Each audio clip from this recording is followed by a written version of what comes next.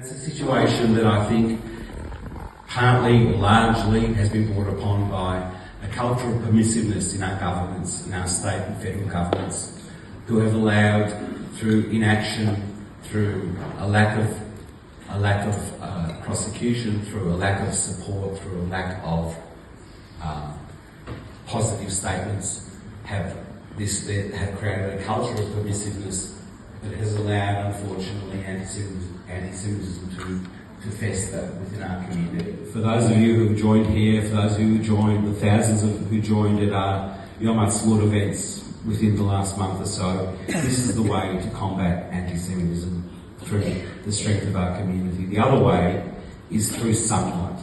Sunlight is often considered the best disinfectant, and exposing anti-Semitism, letting our political leaders speak for themselves, letting the Australian community judge them for what you'll see in the film is also the most important way to combat anti-Semitism, by offering that sunlight. And Josh, through this film, has done that for the community, and more importantly for the Australian community more broadly as well.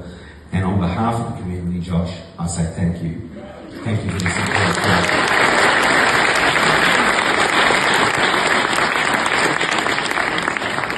I don't think Josh needs an introduction. We all know that he was Federal Treasurer, MP for a long time, and frankly, I'm sure I speak on behalf of many people here, Josh, so we hope to see you back in Australian politics.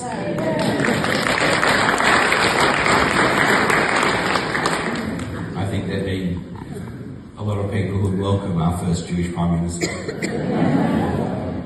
But one thing I want to say, the Australian community is fortunate to have a number of senior Jewish people in the political sphere.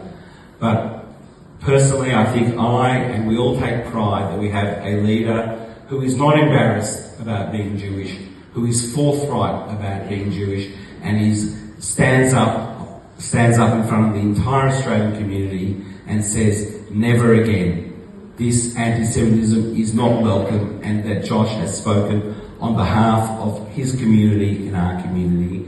And this is even more important than the film itself, that we have political leaders who are willing to do what's right and say what we know to be true, rather than cowering behind electoral considerations, as we've so dismayingly seen over the past 8 months or so.